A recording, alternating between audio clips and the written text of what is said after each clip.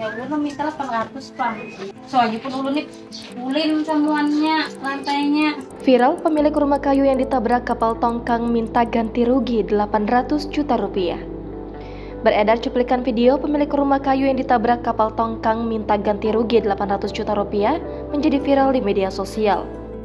Video wanita pemilik rumah yang minta ganti rugi sebesar 800 juta rupiah itu viral setelah diunggah akun TikTok @jula_hairot pada Rabu 26 April. Dalam video itu, tampak wanita pemilik rumah yang sedang didatangi petugas dari kapal tongkang dan kepolisian. Saat didata, wanita itu meminta uang ganti rugi senilai 800 juta rupiah. Wanita tersebut menyebutkan alasannya meminta ganti rugi sebesar 800 juta rupiah adalah karena lantai dan bagian atas rumahnya terbuat dari kayu ulin. Ya ulun minta 800 Pak. Belum ulun isinya lagi. Soalnya pun ulun nih ulin semuanya lantainya. Sontak video ini pun mendapat banyak komentar dari para netizen. Sebagian besar netizen yang berkomentar besaran ganti rugi yang diminta perempuan tersebut tidak masuk akal. Karena berpendapat rumah milik perempuan tersebut dirasa dinilainya tidak sebesar ganti rugi yang diminta.